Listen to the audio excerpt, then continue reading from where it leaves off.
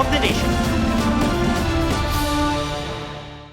Ganap ng batas ang 2026 national budget pero may mga items sa unprogrammed funds na vinito o hindi nilagdaan ni Pangulong Bongbong Marcos. Will not allow the unprogrammed appropriations to be misused or treated as a backdoor for discretionary spending. Its utilization is provided with safeguards and is only available when clearly defined triggers and tests are met and will be released only after careful validation. Sa 6.793 trillion pesos na halaga ng pambansang budget sa 2026 General Appropriations Act, inalis niya ang mahigit 92 billion pesos na halaga ng 7 items sa ilalim ng unprogrammed appropriations. Tiniyak ng liderato ng Senado at Kamara na malinis at tugma sa gusto ng taong bayan ang 2026 budget. Pero para sa ilang kongresista, posible pa rin makurakot ang mga unprogrammed fund. Kaya balak ni Caloocan Representative Edgar Erice na dumulog sa Korte Suprema para questionin kung legal o naaayon ito sa saligang batas. We're already drafting the petition. Mahalaga din na matuldukan na ito, na ma-define na talaga ng Korte Suprema kung talaga bang ang ganitong uri ng pagbabudget na walang katapat na source of financing ay labag sa ating konstitusyon. Nasa korte na sa New York sa Amerika si Nicolas Maduro, ang Pangulo ng Venezuela na dinampot kasunod ng US assault sa kanilang bansa nitong weekend.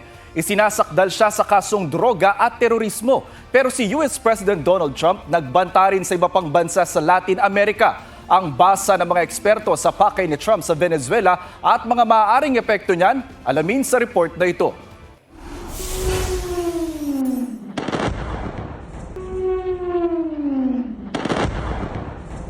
Gulpi di gulat ang ginawang pambobomba ng Amerika sa Venezuela at pagdampot kay President Nicolas Maduro para isakdal siya sa Amerika.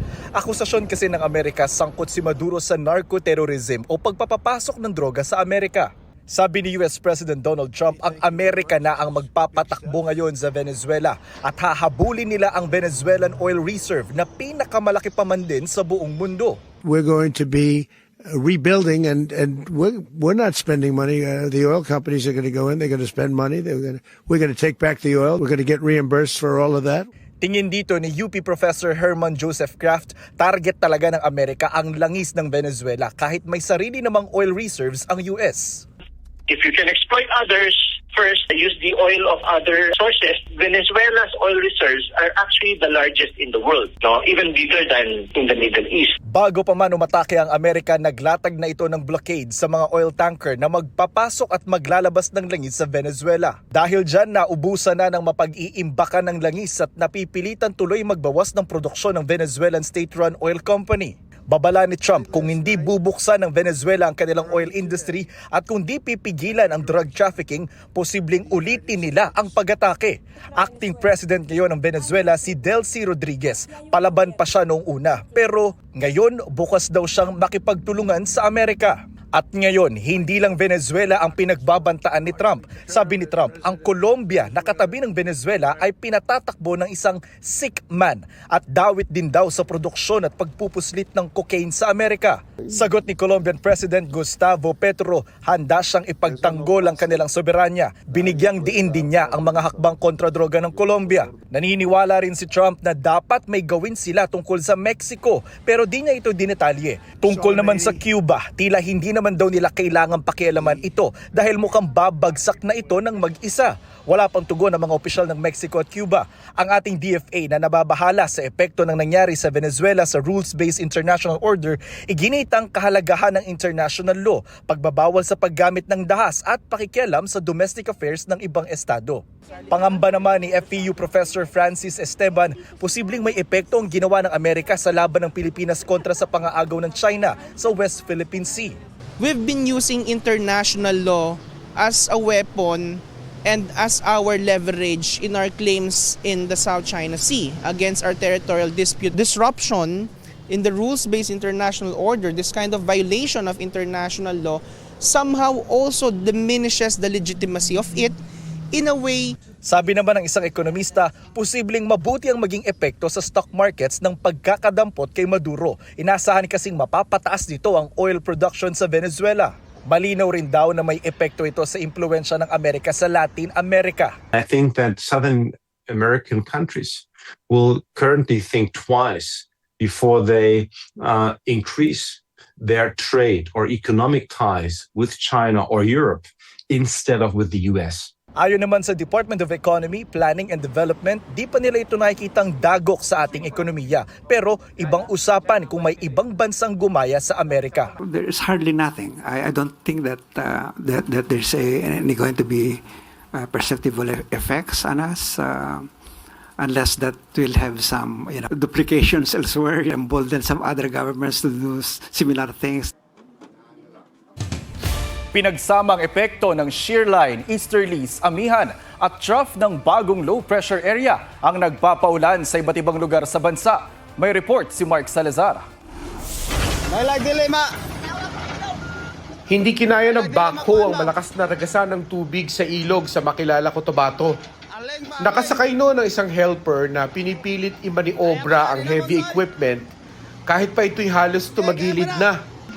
Nakaligtas siya ng sumaklolo ang mga kasamahan. Sa Tibuli, South Cotabato, tuluyang naputol ang isang hanging bridge na inabot na ng agos ng baha. Naipaabot na sa LGU ang panawagan ng mga residente na magawan agad sila ng bagong tulay. Wala pang tugon sa ngayon ng LGU. Tulay rin ang hiling ng mga taga-Esperanza, Sultan Kudarat, lalo na ang mga gurong buwis buhay ang pagtawid sa ilog doon.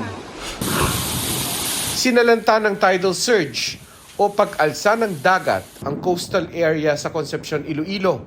Hinampas ng mga alon ang mga nasa 30 bahay. Wasak din ang mahigit 200 bangka mula sa 12 coastal at island barangay ayon sa MDRRMO. Binahari ng mga establishmento sa Boracay. Paliwanag ng PDRRMO, maayos naman ang drainage systems, pero sadyang marami ang bumuhos na ulan. Bukod sa Boracay, 10 barangay mula sa 4 na bayan sa Aklan ang binaha. May mga nasira ring seawall. Sa Lapu-Lapu City, nagkaaberya sa laot ang isang motor bangka.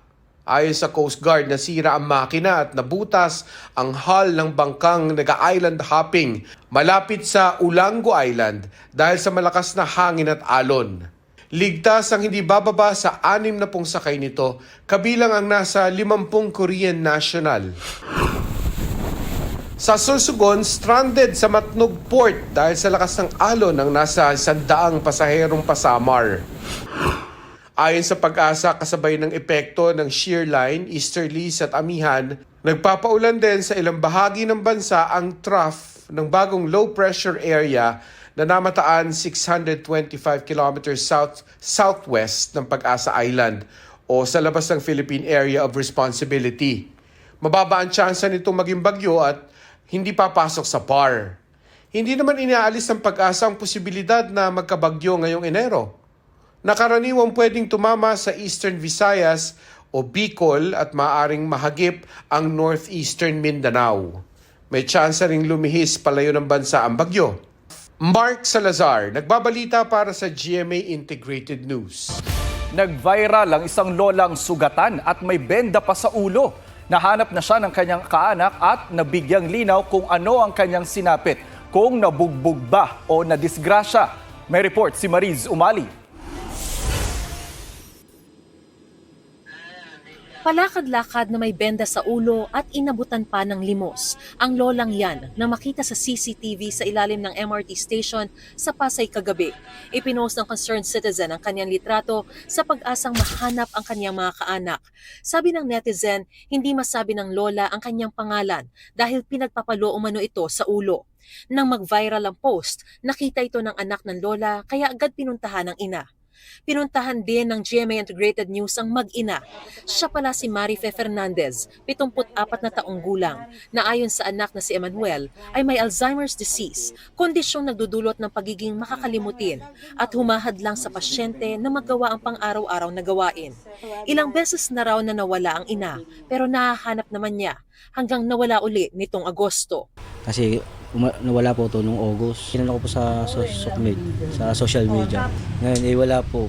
Medyo na matagalan po. Nalaman niyang nabundol ng motorsiklo ang ina sa Antipolo kaya nagkasugat sa ulo, mukha, mata at tuhod. January 2 pa daw po na nasagasaan ng motor. Hindi na po siya doon ng nakabangga. Napagamot daw po siya doon. Kaya lang ayaw niya magpagamot.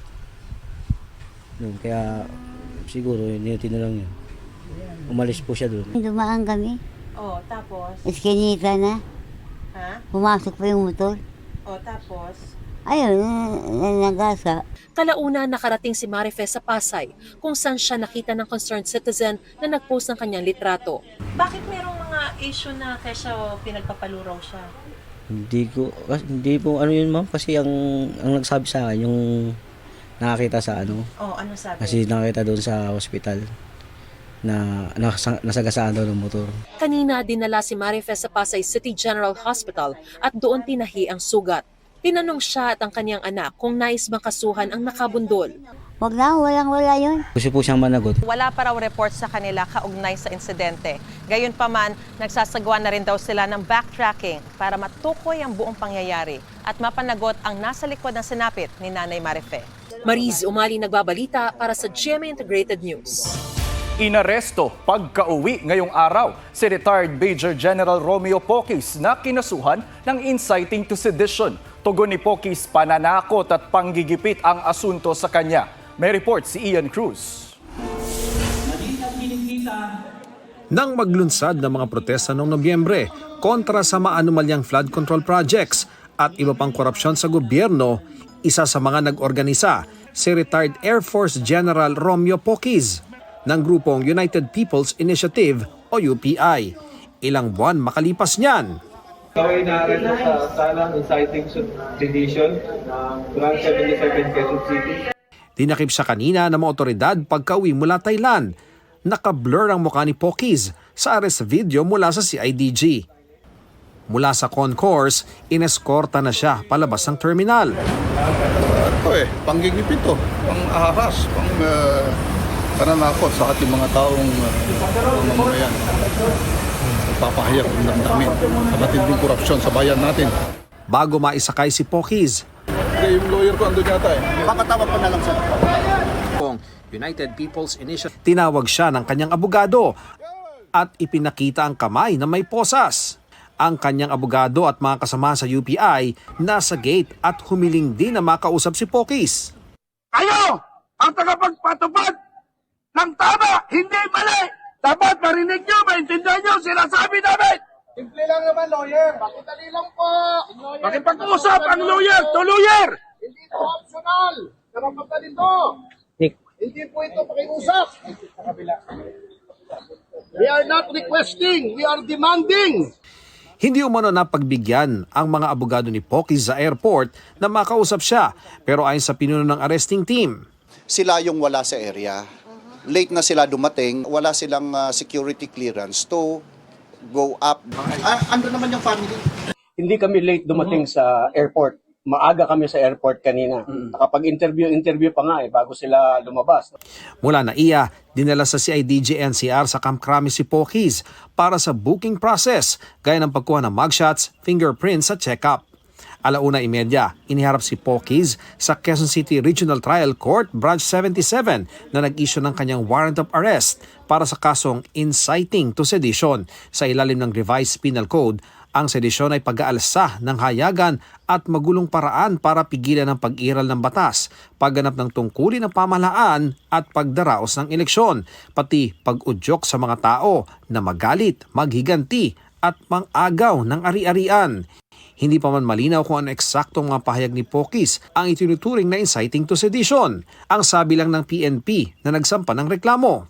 There's warrant of arrest dated December 5 pa And so we're gonna implement it. The units that will implement same will be the CIDG and the CPD of the NCRPO. Inusig sila sa prosecution office in coordination with DC-20, and at the same time, ngayon, lilitisin na siya. Noong November 25, sa paghain ng counter affidavit sa naturang kaso, ipiniliwanag ni Pokies na nag-ugat ang reklamo sa kanyang mga social media post. Ito ay doon sa mga post ko sa Facebook na sinasabi nila ito ay mga inciting to sedition and inciting to rebellion. Pero sa amin, very clear, pati mga lawyers natin, in-explain namin na hindi ito inciting to sedition, inciting to rebellion. Sinagot namin lahat yon. Yung mga statements po niya, kasi ininterpret po na ito daw ay pag-i-incite. Nakapagpiyansa si Pokies ng 48,000 pesos at nakalabas na rin siya ng Camp Crame bandang 3:00 ng hapon. Sa January 14 nakatakda ang kanyang arraignment. Ian Cruz nagbabalita para sa GMA Integrated News.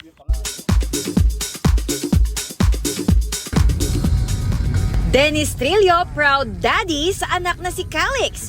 Mula raw sa dating pagiging driver ng anak, siya na raw ang ipinagmamaneho nito. Nagbahagi rin ng Kapuso Drama King ng photo collage since 2014 to 2026 with the caption na, "Bilis nga naman talaga ng panahon." From daddy to husband real quick. Nag-ride si Dennis with wife Jenilyn Mercado at co-stars nila sa Kapuso Prime Action Series na Sanggang Dikit for Real. Katrina Halili turns 40 at ang birthday paandar niya, i-revive ang pagiging Black Darna. Athena Imperial nagbabalita para sa GMA Integrated News.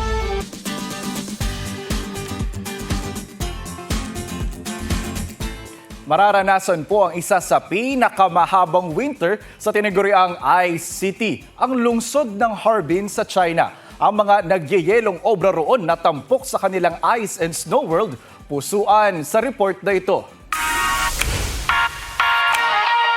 Do you wanna build a snowman?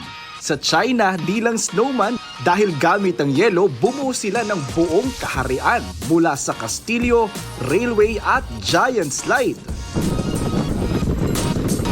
Lahat nililok ng napakahusay para sa taunang Harbin Ice and Snow Festival. Ngayong araw, binuksan ang Ice and Snow World sa publiko. Bungad pa lang mamangha sa gate na hango sa original design ng orihinal na old railway station ng probinsya. At ang main castle o Dream Stage, wangis sa isang tulay sa Harbin City. Umiikot sa temang A Fairy Tale World ang buong festival at isa sa mga kinaaliwan ang nagyeyelong mga rosas.